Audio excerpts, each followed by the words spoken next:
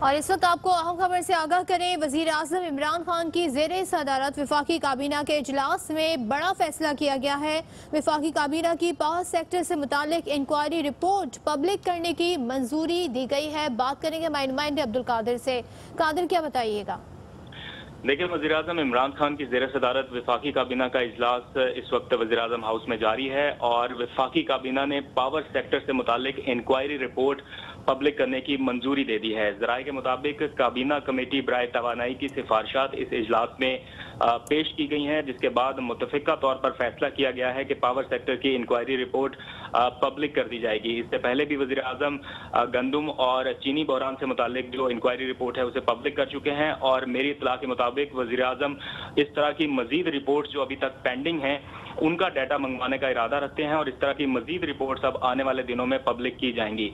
तो इस वक्त ये बड़ी खबर आ रही है विफाकी काबीना के इजलास से कि काबीना ने मुतफ़िका तौर पर पावर सेक्टर से मुतालिक इंक्वायरी रिपोर्ट पब्लिक करने की मंजूरी दे दी है और इसमें तकरीबन 100 अरब रुपए से जायद का कौमी खजाने को नुकसान पहुंचाया गया। पावर कंपनियों की जानिब से किस तरह से मनपसंद ठेके लिए गए और इसकी होशरुबा तफसीलात भी गुज़िश्ता दिनों में सामने आ चुकी हैं और ये रिपोर्ट अब काबीना में पेश की गई है, जिसके बाद मुतफ़िका तौर पर यह फैसला किया गया है इस रिपोर्ट को भी पब्लिक कर दिया जाएगा।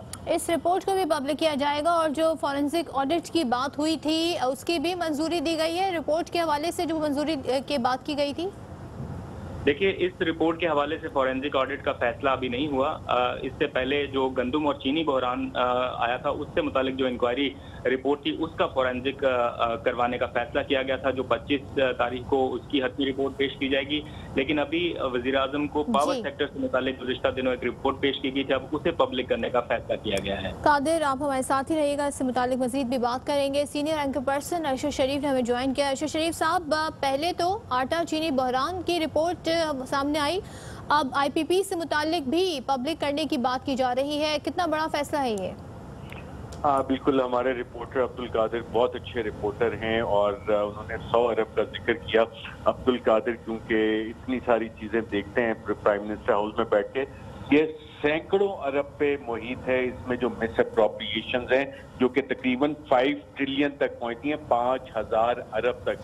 100 अरब तो बहुत छोटा सा अमाउंट है जो इसमें आज वजीर आजम ने जो फैसला किया है, इसमें जो ओरिजिनल पाकिस्तान तहरीक इंसाफ के मेंबरान हैं उनकी तादाद आज काबीना में ज्यादा हो गई थी, उनकी आवाज ज्यादा हो गई थी। इसकी वजह यह है कि चंद वज़रा जिनका कॉन्फ्लिक्ट ऑफ इंटरेस्ट था, मेरी इत्तलात है कि जब ये वाला मामला आया तो वो उस वक्त उठ के चले गए। ताहम उमर अयूब साहब इस काबीना इजलास में उस वक्त तक बैठे रहे। उमर अयूब साहब शायद ये समझते हैं कि अगर उनके करीबी रिश्तेदारों की सैफ पावर है तो वो उनका कॉन्फ्लिक्ट ऑफ इंटरेस्ट नहीं, शायद इसी वजह से वो उसमें बैठे रहे। जब काबीना का इजलास ये चल रहा था तो हमें इत्तलात आई थी कि कम से कम चंद वज़रा जो समझते थे, 2 अहम वज़रा जो समझ रहे थे कि हमारा कॉन्फ्लिक्ट ऑफ इंटरेस्ट है, वो उठ के चले गए। ताहम उमर अयूब साहब वो इस मीटिंग में बैठे रहे थे। सही, इस वक्त हमारे साथ काशिफ अब्बासी साहब भी हैं और हमें साबिर शाकिर भी ज्वाइन करेंगे। काशिफ अब्बासी साहब, क्या कहिएगा? एक बड़ा अहम फैसला किया गया है विफाकी काबीना की जानिब से, IPPs के हवाले से जो रिपोर्ट है उसे पब्लिक करने की मंजूरी दी गई है। देखिए, बहुत अच्छा फैसला है और ये फैसला इसलिए क्योंकि इससे पहले भी हमारे मुल्क में इंक्वायरी कमीशन बनते रहे हैं, लेकिन हमने अमूमन इंक्वायरी रिपोर्ट्स को पब्लिक करने में बड़ी कंजूसी का मुजाहरा किया है मुख्तलिफ हुकूमत। जब भी इंक्वायरी हुई है उसकी कोई रिपोर्ट अगर आई भी है वो पब्लिक नहीं की गई, लोगों को नहीं पता कि उसमें असल में हुआ क्या है। ये जो पिछली 2-3 रिपोर्ट्स हमारे सामने है, अगर आप उन रिपोर्ट्स को देखें, चाहे वो चीनी की है, चाहे वो गंदम के क्राइसिस की है, चाहे वो जो बीफ पावर सेक्टर की जो इंक्वायरी रिपोर्ट आई है, अगर आप देखेंगे किस किस्म के मसाइल हैं, मतलब मैं नंबर देखकर हैरान रह जाता हूँ कि कहीं पे 300 अरब का फिगर है तो इतना नुकसान 200 अरब का यहाँ से हो गया, 180 अरब का यहाँ से हो गया, 300 अरब का ये किस तरह चलता रहा आज तक। अगर ये बात ठीक है, देखिए कुछ कई दफा ऐसा होता है कि जब नॉन टेक्निकल लोग रिपोर्ट बनाते हैं, अंशुर उन्होंने टेक्निकल महारत कहीं ना कहीं से ली होगी, लेकिन ये क्या वजह है कि इतने बड़े बड़े नुकसान हो रहे थे और किसी को पता ही नहीं, या किसी हुकूमत ने देखने की ये कोशिश ही नहीं की कि इन नुकसानों को कम किया जाए। ये रिपोर्ट्स न सिर्फ पब्लिक होनी चाहिए बल्कि इसके ऊपर एक्शन होना चाहिए हुकूमत की जानिब से। बेशक एक कमेटी बना दे, पार्लियामेंट की कमेटी बना दे जिसमें तमाम पार्टियों के लोग शामिल हो, कहें कि ये नुकसान है। अब आप बताएं, जो 2002 या 94 की पॉलिसी या जो दूसरे प्लांट्स लगाए गए पिछले 10 साल में, ये नुकसान है उनका। ये रिपोर्ट कहती है कि जो गवर्नमेंट का प्लांट सेटअप हुआ जो कोल बेस था, वो $6,60,000 पर मेगावाट बिजली बनाता है। जो साहिवाल का सेटअप हुआ वो $1 मिलियन पर मेगावाट बिजली बनाता है। यानी अगर ये रिपोर्ट ये कह रही है और ये बात दुरुस्त है, तो क्या वजह थी कि जब $6,60,000 पर मेगावाट बन सकता है तो हमने $1 मिलियन पर मेगावाट किस लिए दिए हैं मुख्य पावर प्लांट्स को? ये किस हद तक दुरुस्त है? क्या ये फैक्चुअल फैक्ट के ऊपर हम एग्री करेंगे, लेकिन इसके ऊपर सख्त कार्रवाई होनी चाहिए कि किस तरह हमारे मुल्क में मुख्तलिफ सेक्टर्स में इस तरह का काम होता है। कार्रवाई किस किस्म की हो, रिकवरी की जाए और जो ज़ाहिर इसमें मुलविस है बराह रास्त, चाहे वो काबीना का भी हिस्सा हो, अरकान हो, उन तक फिर पहुंचा जाए। देखिए जी, ये तो सबसे पहली चीज है। ये किसने कहा कि काबीना के लोगों को इसमें शामिल नहीं करना चाहिए? सब लोग, वो तमाम लोग जो बेनिफिशियरी हैं इस सिस्टम के, जिन्होंने मुख्तलिफ तरीकों से अपने सियासी असर की वजह से बेनिफिट उठाया है सिस्टम का, उन तमाम के खिलाफ कार्रवाई अगर हो सकती है तो होनी चाहिए। ये सिलेक्टिव कार्रवाई नहीं होती। कार्रवाई ये नहीं होती जो अपोजिशन को उठा के जेल में डालते हैं और अपने लोगों के खिलाफ कार्रवाई ना करें। ये इसको कार्रवाई नहीं कहते। यहाँ पे अगर आपने कहा कि रिकवरी था, ये तो रिपोर्ट भी कहती है कि बिलियंस रिकवर किए जा सकते हैं। फोरेंसिक होना चाहिए। अगर आप IPPs का फोरेंसिक ऑडिट करेंगे तो आपको पता चलेगा कि कितना नुकसान देते रहे हैं, क्योंकि ये तो सारे फिगर चीनी और गंदम की तरह इस केस में भी हुकूमत ने टोटली रिलाई किया IPPs की इंफॉर्मेशन पर। जो फिगर्स और नंबर वो देते रहे कि हमारी कॉस्ट इतनी है, गवर्नमेंट ने कहा ठीक है, हमारा खर्चा इतना, हमने कहा ठीक है, हम इतना बना सकते हैं, ठीक है। ये रिपोर्ट ये कहती है कि उसकी वजह से जितना नुकसान हुआ है, hundreds of billion of rupees का नुकसान है, ये इसको एसर्टेन करना चाहिए। ये रिपोर्ट किसी कमेटी के सामने रखी जाए, let it be a broad based parliamentary, लेकिन इसको सिर्फ रिपोर्ट पब्लिक करने की हद तक नहीं रहना चाहिए। इसके आगे कार्रवाइयां भी होनी चाहिए कि कैसे ये नुकसान हुआ है। साबिर शाकिर साहब भी हमारे साथ मौजूद हैं। साबिर साहब, इससे पहले आटा चीनी बहरान वाली रिपोर्ट, उसको भी पब्लिक किया गया और उसका फॉरेंसिक के लिए भी 2-4 दिन में उसका भी फैसला आ जाएगा।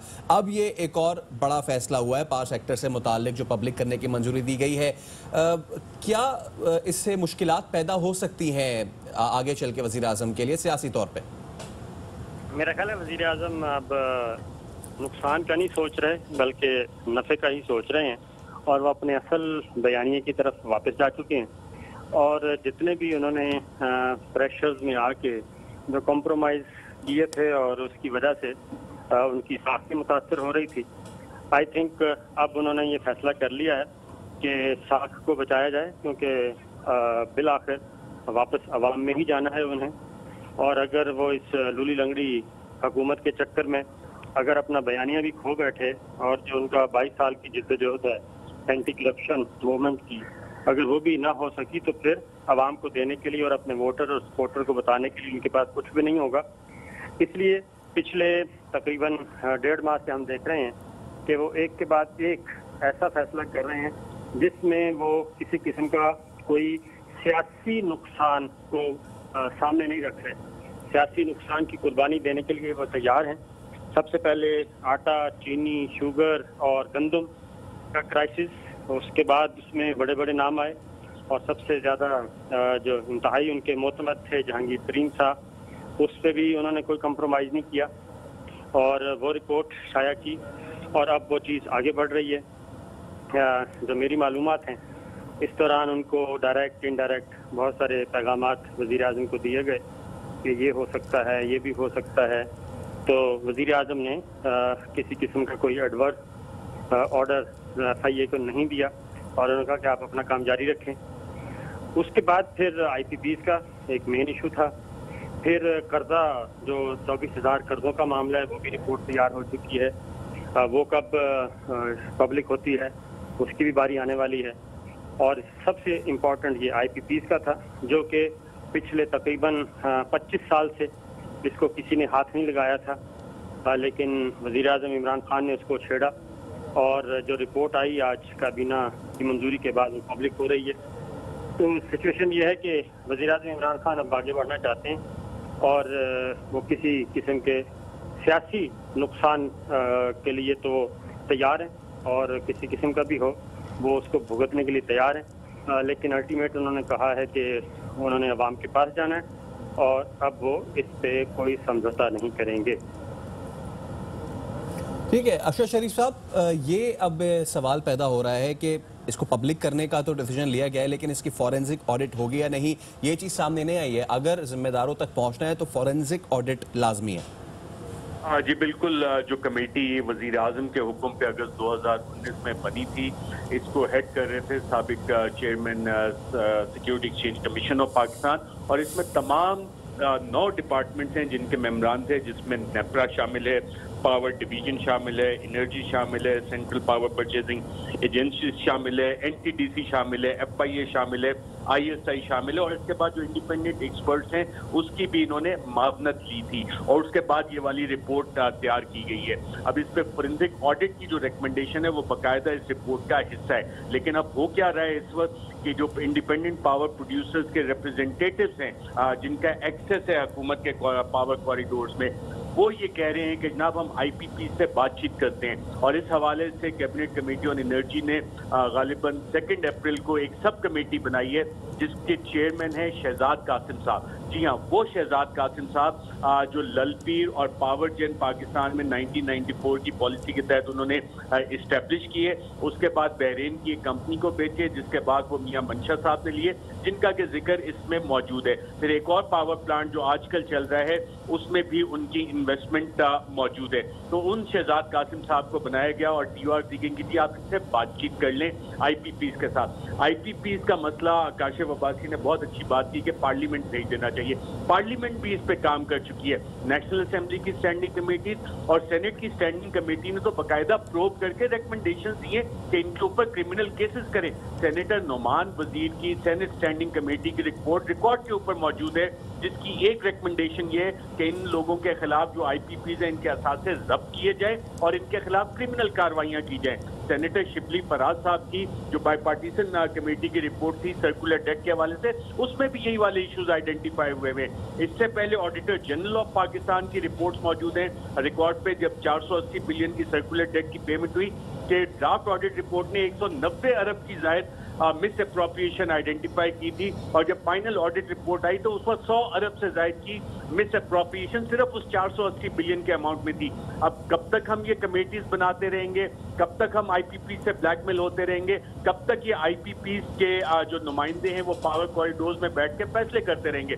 आज काबीना में एक और अच्छी चीज जो हुई कि कम से कम 2 वज़रा जिनका कॉन्फ्लिक्ट ऑफ इंटरेस्ट के सवालात उठ रहे थे वो उठ के चले गए। तमाम उमर अयूब साहब जिनके बारे में कहा जा रहा है और वफाकी काबीना के अहम वजीर हैं, उनके नॉलेज में भी ये चीज़ है कि सैफ पावर उनके करीबी रिश्तेदारों की है।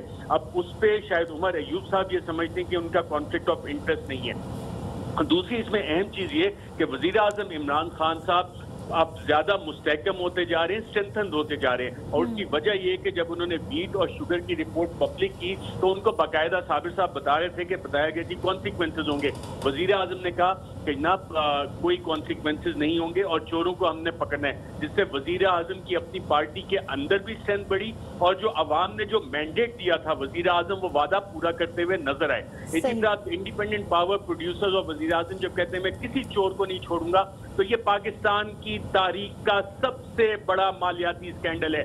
सैकड़ों अरब रुपए की मिस अप्रोप्रिएशन है इसमें, फ्यूल कॉस्ट की मद में, और इसमें पाकिस्तान के तमाम बड़े लोग शामिल हैं। जो मियां मंशा से कहानी शुरू होती है और काबीना में एडवाइजर्स तक और वज़रा तक जाके खत्म होती है, इसमें शुगर वाले लोग भी आ जाते हैं जिनके शुगर इंडस्ट्री है जिससे बिजली पैदा होती है।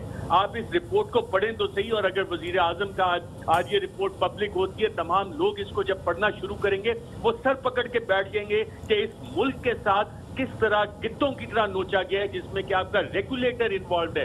रेगुलेटर के साथ कार्रवाई क्या होती थी? अच्छा जी, पावर डिवीजन से आप रिटायर हुए, जाके आप चेयरमैन नेपरा बन जाए, चेयरमैन नेपरा से आप रिटायर हुए या एडवाइजर कंसल्टेंट, आप इस कंपनी में बैठ जाएं, जो कि आज भी शहजाद कासिम साहब टिपिकली वही रिप्रेजेंट करते हैं। ओरिएंट पावर नदीम बाबर साहब की कंपनी, सपा पावर, आर्सन, वो बैठ के फैसले करें। रज़ाक दाऊद जिनकी अपनी रोज पावर 30 अरब रुपए के मुनाफे, उमर अयूब जिनके रिश्तेदारों की सैफ पावर, वो लोग बैठ के फैसले कर रहे हैं कि जनाब इन सारों को हमने बेल आउट देने नहीं जी, इनसे बातचीत करनी है। आप मुझे बताएं कि क्या ये मुमकिन है कि अगर किसी चोर ने 10 लाख रुपए का तेल चोरी किया है, आप कहेंगे जी मैं इस चोर के साथ बैठ के बातचीत करूंगा? क्या हम ये इस कौम के लिए सेट करना चाह रहे हैं कि जो सैकड़ों अरब रुपए की चोरियां कर ले?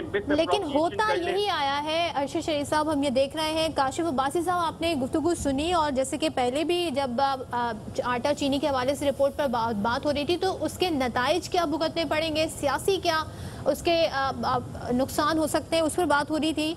और ये वो लोग हैं ज़ाहिर है जिनका असर और रसूख है, और ये अभी साल 2 साल पुरानी बात नहीं है, कब से हो रहा है। हमारे सिस्टम में ये करप्शन जो है वो फैल चुकी है, 1994 से ये मामला चल रहा है।